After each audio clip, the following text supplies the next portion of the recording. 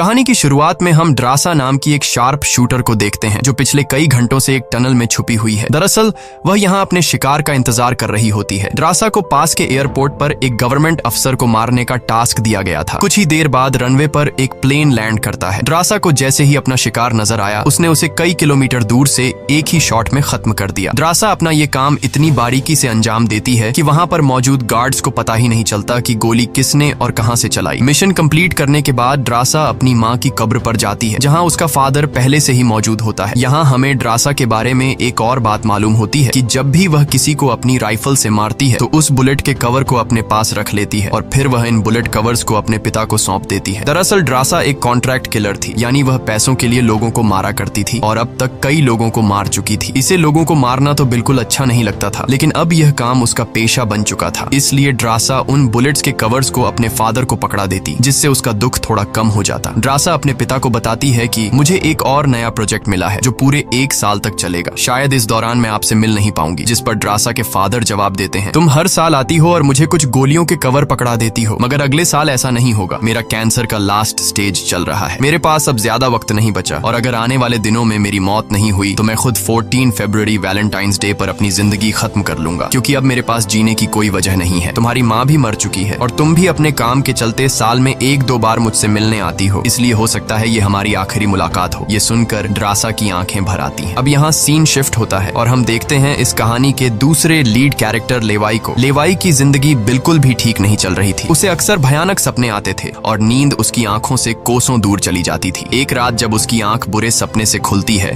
तो लेवाई अपने घर से बाहर निकलकर समुद्र के किनारे पर आता है। यहाँ उसे थोड़ा बेहतर महसूस होता है और वह अपनी डायरी में कुछ लिखने लगता है। तभी लेवाई को अचानक उसके फोन पर एक मैसेज आता है। उस मैसेज में उसे एक एड्रेस दिया गया होता है जहाँ उसे जल्द से जल्द पहुंचने का कहा गया होता है। लेवाई बिना वक्त गंवाए एक मिलिट्री बेस पर पहुंचता है और वहां उसकी मुलाकात होती है एक लेडी ऑफिसर से जिसका नाम बार्तो है। बातचीत के दौरान हमें पता चलता है कि लेवाई कोई आम इंसान नहीं बल्कि एक आर्मी ऑफिसर था, लेकिन अब वह रिटायर हो चुका है और सिर्फ इतना ही नहीं, वह एक डेडली स्नाइपर भी रह चुका है। वह अब तक 200 से भी ज्यादा लोगों को स्नाइपिंग से मार चुका है। बार्तो लेवाई से कहती है, मैं तुम्हें एक मिशन पर भेजना चाहती हूँ क्योंकि तुम एक बहुत ही अच्छे स्नाइपर हो और ये सिर्फ तुम ही कर सकते हो। लेकिन मिशन पर भेजने से पहले बार्तो लेवाई से एक बहुत ही जरूरी सवाल पूछती है, अगर तुम इस मिशन पर गए तो क्या तुम्हें याद करने वाला पीछे कोई है? ये बात सुनकर लेवाई को कुछ अजीब लगने लगता है, लेकिन फिर वह जवाब देता है, नहीं, मेरा इस दुनिया में अब कोई भी अपना नहीं है। ये सुनकर वो लेडी लेवाई से कहती है, तुम तैयारी कर लो, कुछ घंटे बाद तुम्हें उस मिशन पर भेजा जाएगा और वहाँ तुम्हें 1 साल के लिए रहना है। इसके बाद लेवाई को बेहोश कर दिया जाता है और जब उसकी आंख खुलती है तो वह अपने आप को एक एरोप्लेन में पाता है। लेवाई कुछ समझ नहीं पाता कि आखिर उसे कहाँ ले जाया जा रहा है और उसे किस तरह का मिशन सौंपा गया है। इसलिए लेवाई वहाँ पर मौजूद एक सोल्जर से पूछता है, मुझे कहाँ ले जाया जा रहा है? लेकिन वह सोल्जर लेवाई की इस बात का कोई जवाब नहीं देता, बस इतना कहता है, अपना आईडी और वॉच हमें दे दो, ये सब तुम्हें तब वापस मिलेगा जब तुम्हारा मिशन पूरा हो जाएगा। थोड़ी देर बाद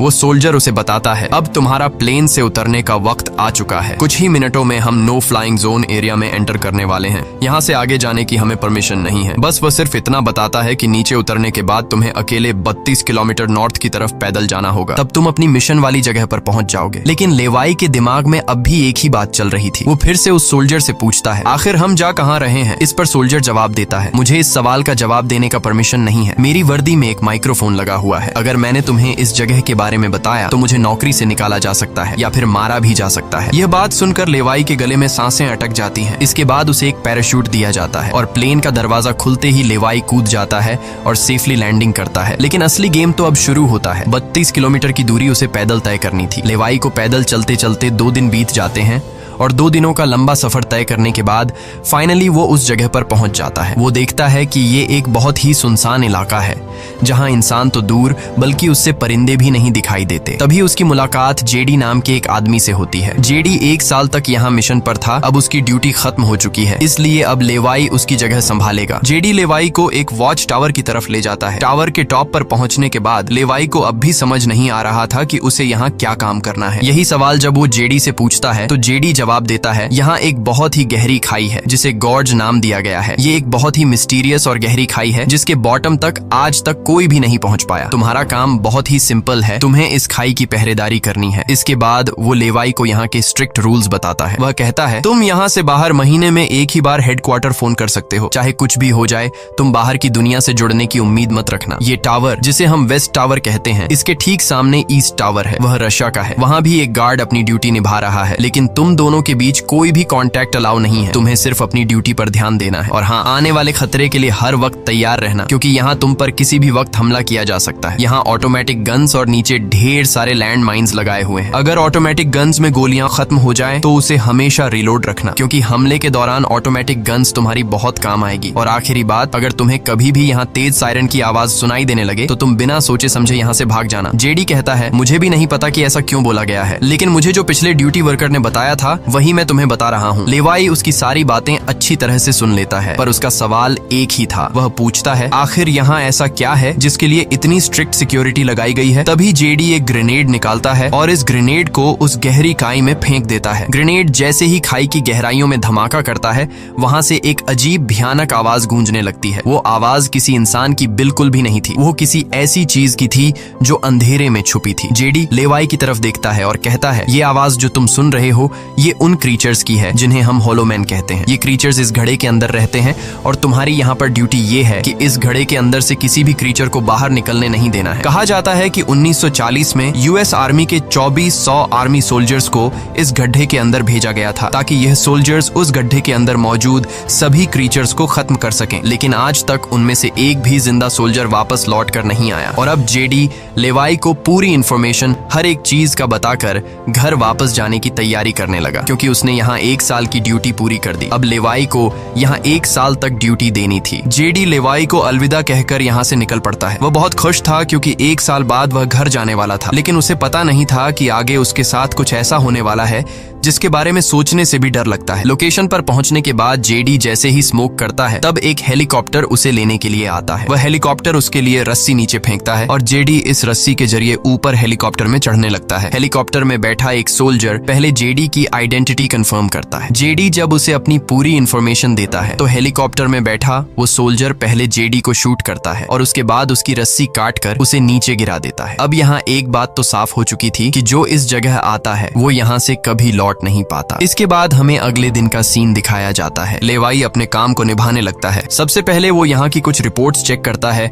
और जिन ऑटोमेटिक गन्स में गोलियां खत्म होती हैं उन्हें रीलोड करता है। इसी तरह से दिन गुजरते हैं और फिर 1 महीना। अब लेवाई को ये जगह बोरिंग फील होने लगी। वो सोचता है कि क्या 1 साल तक यहाँ बस अकेले ही रहना है, न किसी से बातचीत और न ही कोई एंटरटेनमेंट। इसीलिए टाइम पास करने के लिए वो अलमारी में रखी किताबें पढ़ने का सोचता है। जब वो अलमारी से किताबें निकालता है तो अचानक उसकी नजर अलमारी के पीछे की दीवार पर पड़ती है। उस दीवार पर कुछ नोट्स लिखे होते हैं। ये उन सभी लोगों के नोट्स थे जो इससे पहले इस टावर में अपनी ड्यूटी कर चुके थे। हर नोट में डर, अकेलापन और होलोमैन के खतरों का जिक्र था। एक दिन लेवाई को वेस्ट टावर से मशीन चलने की आवाज आती है। लेवाई जल्दी से अपने टेलीस्कोप से दूर से ईस्ट टावर को देखने की कोशिश करता है और तभी उसे एक लड़की दिखाई देती है और ये लड़की कोई और नहीं बल्कि ड्रासा होती है, जो कि उसकी अच्छी स्नाइपिंग की वजह से उसे इस टावर पर ड्यूटी दे दी गई थी। ड्रासा की खूबसूरती देखते ही लेवाई की नजरें उस पर जम जाती हैं, लेकिन लेवाई उससे बात नहीं कर पाता क्योंकि ऐसा करना रूल्स की खिलाफ वर्जी थी और ड्रासा को भी वेस्ट टावर में बैठे लेवाई के बारे में पता चल चुका था। अब इसी तरह से दिन गुजरते हैं और ये दोनों सोचते हैं कि क्या हमें एक दूसरे से बात करनी चाहिए या नहीं। कुछ दिन बाद ड्रासा का जन्मदिन आता है। अकेलेपन में घिरी हुई ड्रासा को लगता है कि उसे किसी से बात करनी चाहिए। वो लेवाई से बात करने की कोशिश करती है। ड्रासा एक व्हाइट बोर्ड के जरिए लेवाई से पूछती है, तुम्हारा नाम क्या है? इस पर लेवाई को रूल्स याद आते हुए कहता है कि नाम बताना अलाउड नहीं है, लेकिन ड्रासा मुस्कुराते हुए अपना नाम बताती है, मेरा नाम ड्रासा है। लेवाई भी ज्यादा न सोचते हुए अपना नाम बता देता है। ड्रासा बताती है कि आज मेरा बर्थडे है और ड्रासा अपने बर्थडे को सेलिब्रेट करते हुए डांस करने लगती है। ड्रासा लेवाई से पूछती है, क्या तुम्हें डांस करना आता है? लेवाई बताता है, नहीं, मुझे डांस करना बिल्कुल भी नहीं आता। जिस पर ड्रासा पूछती है, तो फिर तुम्हें क्या करना आता है? लेवाई जवाब देते हुए बोर्ड पर लिखता है, मैं शूटिंग थोड़ी बहुत अच्छी कर लेता हूँ। यहाँ ट्रासा उसकी शूटिंग स्किल्स चेक करने के लिए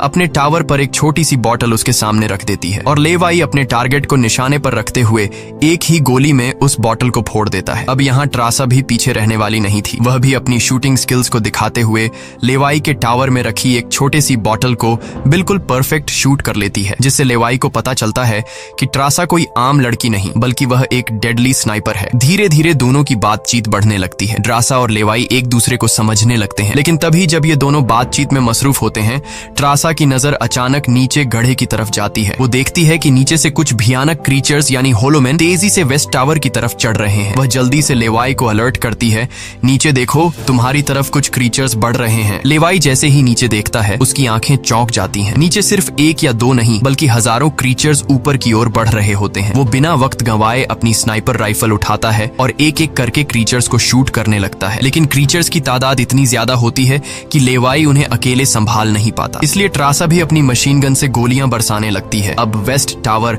यानी ट्रासा की तरफ भी क्रीचर्स बढ़ने लगे। ये दोनों अपनी अपनी साइड से इन क्रीचर्स को मारने लगते हैं, लेकिन तभी लेवाई देखता है कि एक क्रीचर ऊपर ट्रासा के टावर तक पहुंच चुका है और वह क्रीचर जैसे ही ट्रासा पर हमला करने वाला होता है तो लेवाई ईस्ट टावर से अपनी जबरदस्त स्नाइपिंग स्किल्स का इस्तेमाल करते हुए उस क्रीचर को मार गिराता है। अब लेवाई और ट्रासा दोनों को एहसास हो जाता है कि इस खतरनाक जगह में अगर जिंदा रहना है तो उन्हें मिलकर लड़ना होगा। सब कुछ संभालने के बाद ट्रासा बताती है, ये मेरी लाइफ का सबसे बेस्ट बर्थडे था। अगली सुबह लेवाई नीचे लगी लैंड माइंस को ठीक करता है और ऑटोमेटिक गन को रीलोड करता है। तभी अचानक खाई के अंदर से एक ड्रोन निकलता है। वो ड्रोन कुछ सेकंड्स तक लेवाई की तरफ देखता है। ड्रोन अजीब तरीके से स्कैन करता है। ये देखकर लेवाई हैरान रह जाता है और उसे कुछ समझ नहीं आता कि ये ड्रोन क्यों और किसके लिए भेजा गया था। इस तरह से दिन गुजरते हैं और फिर महीने। इन दोनों की आपस में दोस्ती होने के बाद अब उनके दिन अच्छे गुजर रहे थे और अब उन्हें अकेलापन बिल्कुल भी महसूस नहीं होता था। पर एक दिन ट्रासा बहुत ज्यादा सैड होती है क्योंकि आज 14 फेब था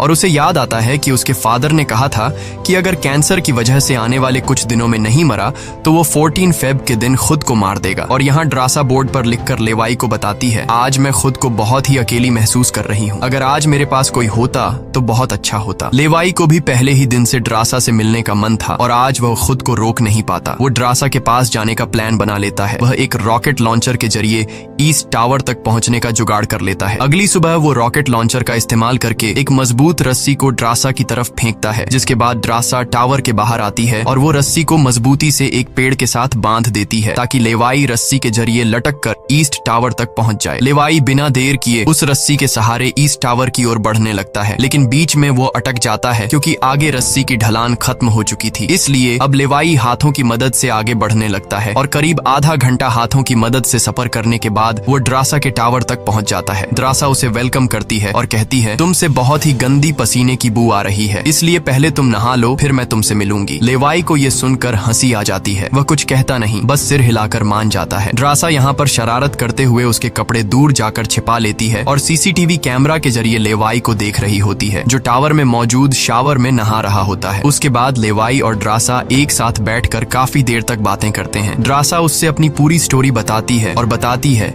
कि अब इस दुनिया में मेरा कोई नहीं रहा, सिर्फ मेरे फादर जिंदा बचे थे, पर कल के दिन उसने भी खुद को मार दिया होगा। यहाँ लेवाई भी ट्रासा को रात में आने वाले भयानक सपने और अपने उन दिनों के किस्से सुनाता है जब वो यूएस आर्मी में था। इस तरह से बातें करते करते रात हो जाती है। ट्रासा यहाँ एक सॉफ्ट म्यूजिक लगा लेती है। ये दोनों म्यूजिक की धुन पर डांस करने लगते हैं। इसी डांस के दौरान वो एक दूसरे के करीब आने लगते हैं और उनके बीच रोमांस होने लगता है। कुछ देर बाद लेवाई ट्रासा की तरफ देखकर एक मुस्कान के साथ कहता है, मैंने तुम्हारे लिए एक शायरी लिखी है, जब हम यहाँ से निकलेंगे तभी मैं तुम्हें वो शायरी दूंगा। अगले दिन लेवाई को वापस अपने वेस्ट टावर लौटना था। वह ट्रासा को अलविदा कहता है और रस्सी के सहारे वेस्ट टावर की तरफ चलना शुरू कर देता है। ट्रासा भी उसे जाते हुए देखती रहती है, लेकिन तभी हम देखते हैं कि कुछ क्रीचर्स ऊपर टावर की तरफ बढ़ रहे हैं, जिनमें से एक क्रीचर वहां लगे लैंड माइन से टकरा जाता है और एक जोरदार धमाका होता है। लैंड माइन के फटने से जो उसके लोहे के पार्ट्स हवा में उड़ जाते हैं, उनमें से एक पार्ट रस्सी से टकरा जाता है, जिससे रस्सी टूट जाती है और वह तेजी से उस खाई में गिर जाता है। है। लेवाई को गिरते देखकर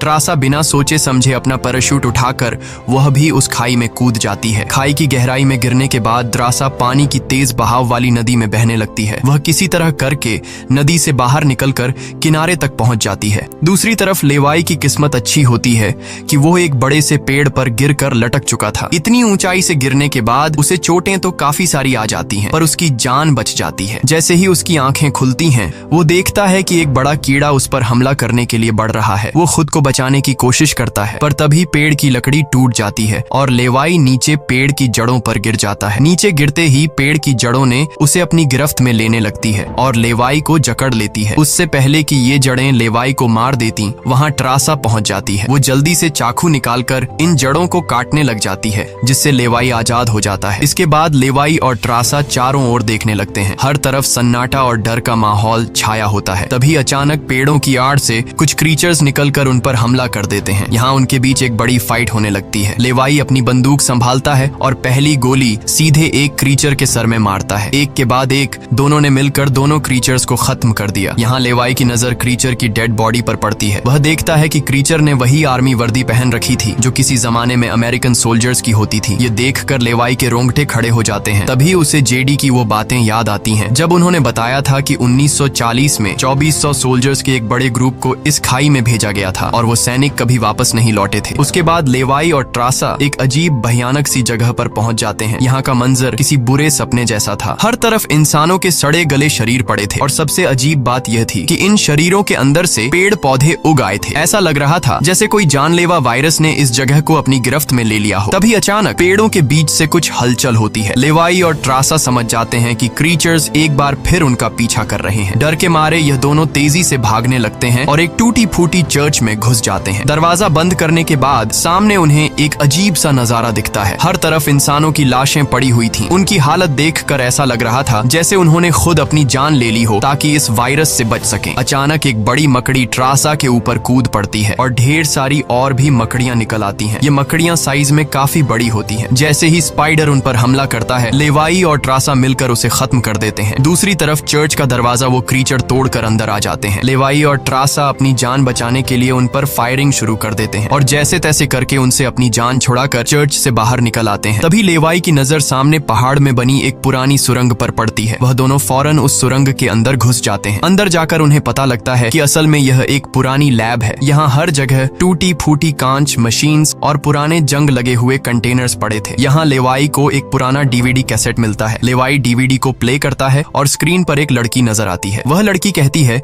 कि हम लोग यहाँ एक सीक्रेट केमिकल मिसाइल प्रोजेक्ट पर काम कर रहे थे। हमारे साथ सैकड़ों साइंटिस्ट थे, पर एक दिन यहाँ भूकंप आया। भूकंप के तेज झटके से मिसाइल की केमिकल लीक हो गई। जहरीला केमिकल हवा में मिलने लगा। कुछ ही घंटों में लोग वायरस से इन्फेक्ट होने लगे। वह लड़की अपना पेट दिखाते हुए बताती है कि मैं भी इन्फेक्टेड हूँ। हालांकि हमने मिलिट्री को सब कुछ बताया। हमने उनसे कहा कि इस पूरे इलाके को बॉम्बिंग करके तबाह कर दिया जाए ताकि इन्फेक्शन और फैल न सके, लेकिन उन्होंने हमारी बात नहीं सुनी। इस वीडियो को देखने के बाद लेवाई को वहाँ एक नए जमाने का कंप्यूटर मिलता है। लेवाई को समझ नहीं आता कि इस जगह में आज के दौर का कंप्यूटर कैसे रखा गया है। लेवाई उसे ऑन करता है और उसमें मौजूद जानकारी को देखकर एकदम सुन रह जाता है। उसे डार्क लेक नाम की एक कंपनी के बारे में पता चलता है जो पैरामिलिट्री बनाने का काम करती है। ये कंपनी यहाँ से इन्फेक्टेड लोगों के सैंपल्स इकट्ठा करके अपने कंट्री के सोल्जर्स को सुपर सोल्जर्स में कन्वर्ट करने के लिए उन पर एक्सपेरिमेंट करती है। यही वजह है कि कोई भी देश इस जगह को मिटाना नहीं चाहता। इसके अलावा लेवाई को यह भी पता चलता है कि यह जो खाई है, यहाँ पर एक बहुत ही बड़ा मिसाइल है जिसकी एक्टिवेशन पर जब वो फटेगा तो 4.2 किलोमीटर की लंबाई में सब कुछ मिटा देगा। लेवाई और ट्रासा ये सारा राज समझ जाते हैं। उन्हें पता चल जाता है कि जिस लेडी बार्तो ने उन्हें यहाँ भेजा था वही इस जगह की ओनर है और वो इस जगह का गलत इस्तेमाल कर रही है। और इस जगह को सीक्रेट रखने के लिए लेडी बार्तो हमेशा ऐसे इंसान को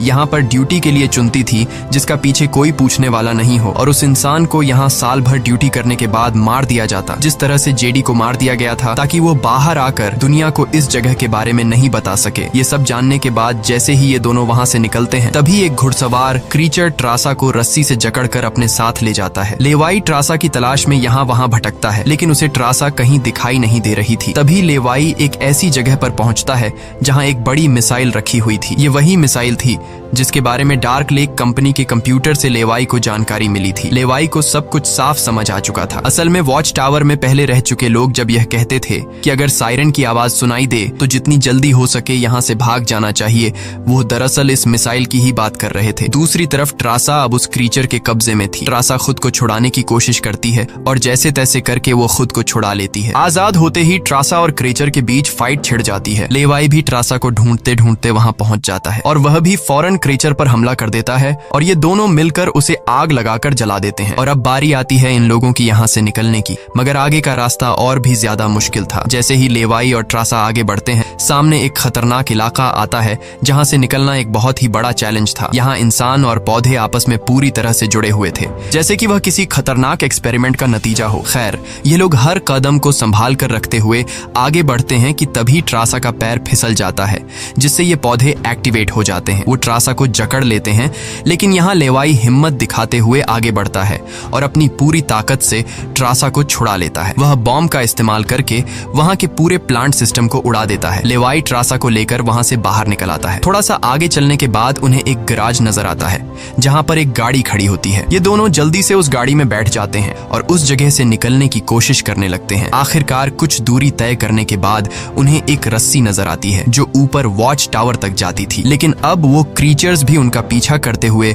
वहां तक पहुंच चुके थे। अब यहाँ रस्सी को हाथों से पकड़कर ये लोग अगर ऊपर चढ़ते तो ये क्रीचर्स इन्हें मार देते। इसलिए लेवाई समझदारी से काम लेते हुए जीप को रस्सी से बांधकर ऊपर चढ़ने लगते हैं। ये लोग जीप को इसलिए रस्सी से बांध लेते हैं ताकि ये दोनों जीप में बैठकर उनके हाथ क्रीचर्स के साथ लड़ने के लिए फ्री हों। वो क्रीचर्स उन पर हमला करते हैं और यहाँ उनके बीच एक बड़ी फाइट होती है, लेकिन वो क्रीचर्स तादाद में काफी ज्यादा थे, इसलिए वो इन पर भारी पड़ रहे थे। यहाँ लेवाई के दिमाग में एक आइडिया आता है। वह जीप की पेट्रोल टैंक इन क्रीचर्स पर लीक कर देता है, जिससे निकलने वाले तेल को आग लगाकर उन सभी क्रीचर्स को जला देता है और आखिर में ये लोग उस जीप की रस्सी काटकर उसे नीचे छोड़ देते हैं, जिससे वो सभी क्रीचर्स मारे जाते हैं। इस तरह से ये लोग फाइनली ऊपर चढ़ने में कामयाब हो जाते हैं। अब इन दोनों को पता चल चुका था कि अगर ये दोनों यहाँ साल भर ड्यूटी कर भी लें तब भी आखिर में इन दोनों को मार दिया जाएगा। इसलिए अब ये दोनों एक बड़ा फैसला करते हैं कि अब वो इस जगह की रक्षा नहीं करेंगे बल्कि इस जगह को तबाह कर देंगे, ताकि इनकी तरह कोई दूसरा सोल्जर यहाँ पर न फंस सके और इस जगह का गलत इस्तेमाल बंद हो जाए। ये सब करने के बाद ये दोनों यहाँ से दूर जाकर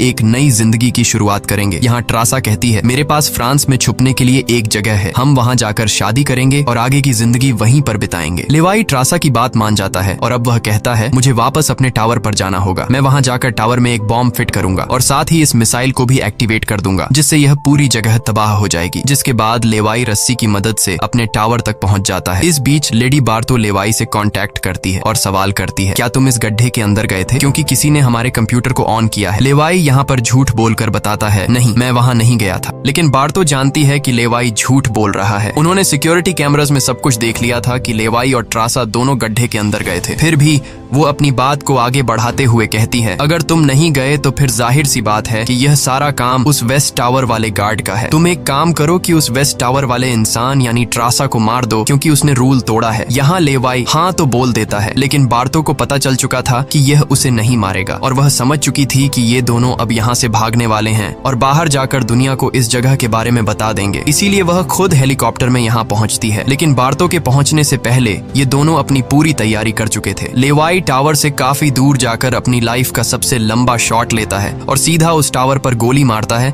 जो सीधा नीचे मिसाइल से कनेक्ट था, जिससे एक तेज सायरन बजने लगता है। अब उनके पास टाइम कम था। ये दोनों तेजी से भागने लगते हैं क्योंकि जब मिसाइल फटेगी तो वह 4.2 किलोमीटर के एरिया को तबाह कर देगी। लेवाई और ट्रासा दोनों पूरी ताकत से जंगल की ओर भागने लगते हैं। ट्रासा अपनी जान बचाते हुए उस जगह से काफी दूर निकल जाती है, लेकिन लेवाई के पैर में चोट आई थी जिससे वह तेज नहीं भाग सकता था। दूसरी तरफ बार्तो को भी यह समझ आ चुका था कि जल्द ही मिसाइल ब्लास्ट होने वाला है। ठीक इसी वक्त मिसाइल एक्टिवेट हो जाती है और एक बहुत ही बड़ा धमाका होता है जिससे पूरी खाई तबाह होने लगती है। ये ब्लास्ट इतना भयानक था कि उसके लपटने और झटके दूर तक फैल गए, जिसमें बार्तो का हेलीकॉप्टर भी उस धमाके की चपेट में आ जाता है और वह वहीं मारी जाती है। ट्रासा ने तो 4.2 किलोमीटर का फासला तय कर लिया था, लेकिन लेवाई उस धमाके की लपेट में आ जाता है और धमाके से आने वाली तेज हवा उसे पानी में गिरा देती है। दूसरी तरफ खाई में सभी क्रीचर्स मारे जाते हैं। अब सिर्फ ट्रासा उस धमाके में जिंदा बच गई थी और वह एक ऊंची जगह पर खड़ी होकर